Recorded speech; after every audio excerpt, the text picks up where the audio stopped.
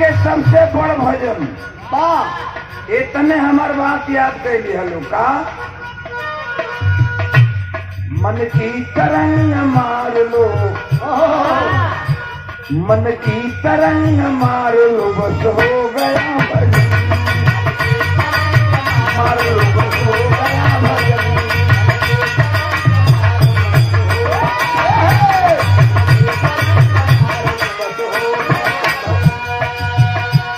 मन की तरंग मार लो बस हो गया भजन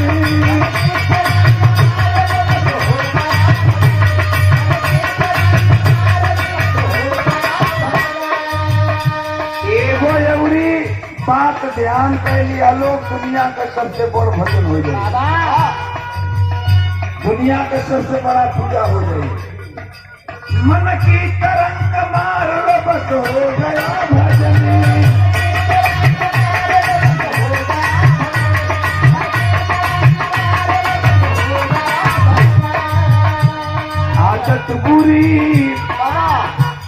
आदत बुरी सुधार लो बस हो गया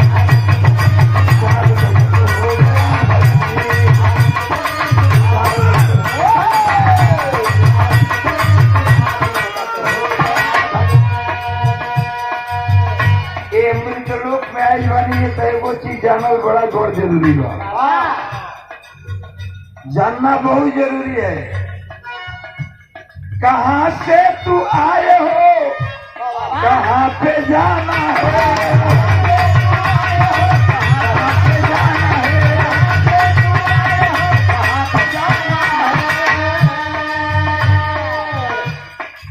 कहाँ से तू आया है कहाँ पे जाना है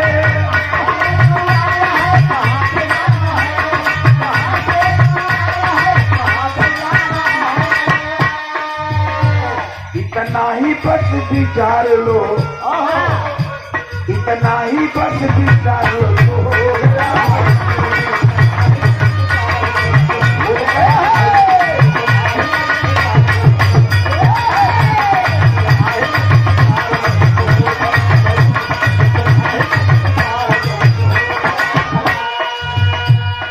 एगो और बात याद कर लिया लो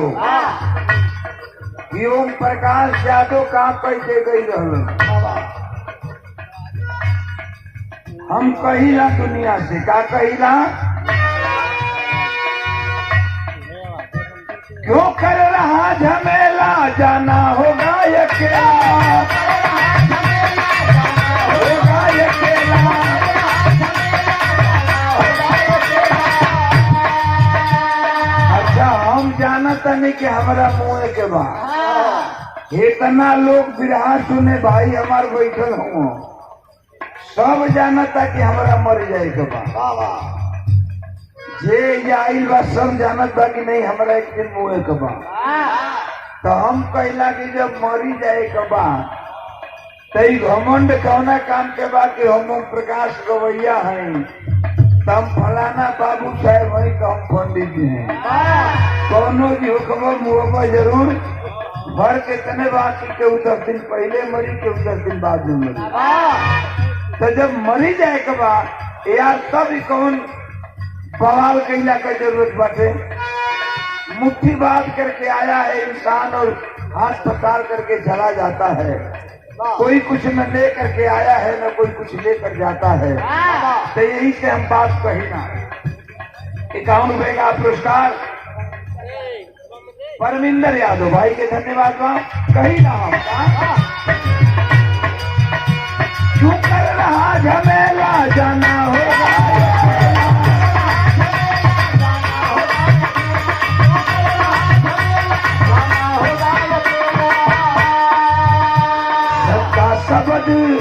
सत का शब्द संभालो बस हो गया भजन हो गया भजन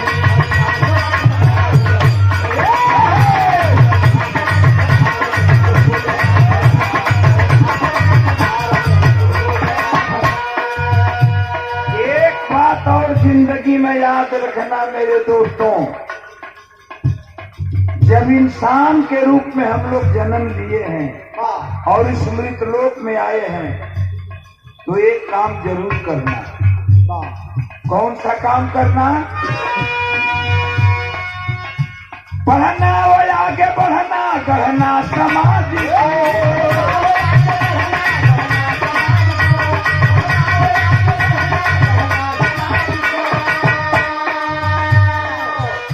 आधा पेट खाना, मेहनत मजदूरी करना, आधा पेट खा करके मेहनत मजदूरी करके अपने बच्चों को पढ़ाना लिखाना। शिक्षा बहुत जरूरी है। जब तक शिक्षा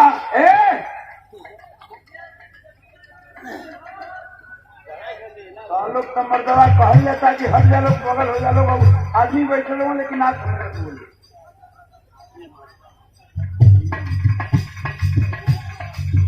₹51 का पुरस्कार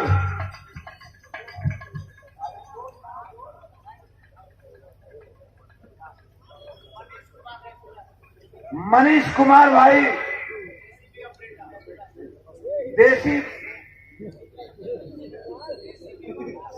जेसीबी ऑपरेटर रायपुरा से भाई के धन्यवाद का ₹100 का पुरस्कार। छोटे लाल यादव हमरे किरोड़ी कला से। आधा पेट खाना, मेहनत मजदूरी करके पानी पीकर सो रहना, लेकिन अपने बच्चों को जरूर पढ़ाना, अच्छा तालीम देना।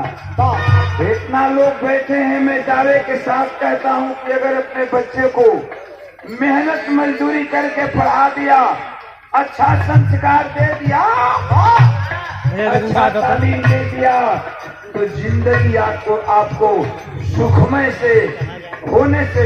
के होने से कोई नहीं रोक सकता। ये दुनिया का मैं एक मंत्र बता रहा हूँ। जब तक लड़का शिक्षित नहीं होगा, आप शिक्षित नहीं होंगे तो अपने अधिकार को नहीं जानेंगे। हम अपने अधिकार को नहीं जानेंगे। मेरा अधिकार क्या है, क्या लेना है, क्या देना है। कोनो जरूरी नहीं है कि पढ़ावा वो नियत से कि हमारा लड़का पढ़ लिख के सरकारी नौकरी करी ना। कोनो सरकारी नौकरी की जरूरत नहीं। अगर आपका बच्चा पढ़ा है, लिखा है, शिक्षित है, तो कहीं भी जिंदगी का गुजर बसर कर सकता है। यही से हम कहिला का, अरे पढ़ना और आगे बढ़ना, गढ़ना समाज।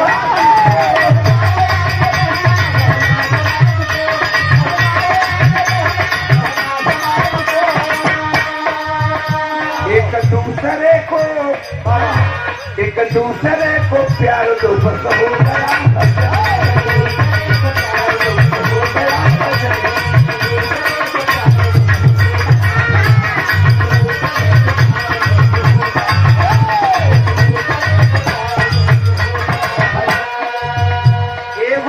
हम का गलती करत है जा, देखत हो लोग का गलत करत नहीं जा।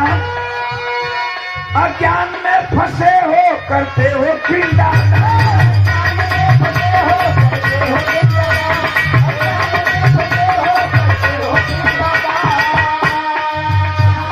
माई बाबू के मर गईला पर हमन को बिहार में गया जिला बा।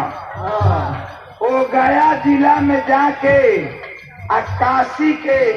काशी के मरकड़का घाट पर जाके आके लोग पिंडा दान दिलन के अपना माई बाबू के बैठा दिलन कि हमारे माई बाबू ये बैठी हैं। जियला पर उनके एक लोटा पानी ना दिहल, हम मर गईलन तो घंट टांग तरो में पानी रखत कि से बाबू हमार पी लिहन। अरे यार, जियते बाबू माई के सेवा ना कैला, पानी ना पियोलो, ना टाइम से खियोलो।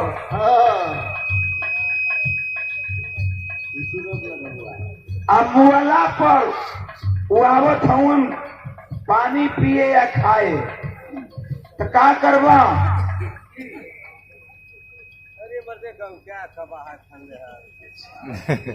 वर्तमान प्रधान आप बाबूजी राम सूरत यादव जी और उन्हीं के सुपुत्र राज बहादुर यादव 1000 रुपया दे करके पुरस्कार स्वागत के एक बार जोरदार ताली हो जाए प्रधान जी के नाम पर।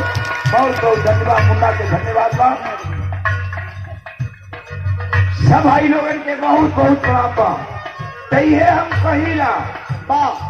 कहिला कि ना मरला पर कुछ मत करो। माई बाबू जी तरण वही घड़ी सेवा खूब कर दो।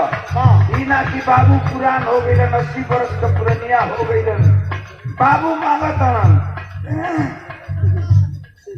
ये बेटा एक लोटा पानी दे दो। लड़का का कहता लड़का कहता कि का कुकुर नियन भाव भाव करता चापाकल निकट देखत करे के ना धरे के तनी उठ के पानियों नहीं खेती जात। आजकल के लड़के के मानसिकता हो गई बा। तो यही से हम कहिला का कहिला अज्ञान में फंसे हो करते हो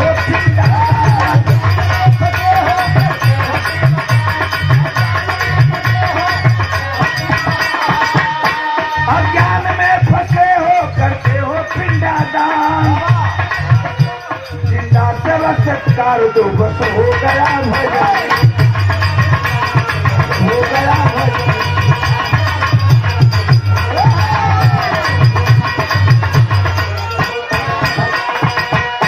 अंतिम लाइन में हमें ये कहे होगा पूछे हाल चाल मितवायनु जलाल।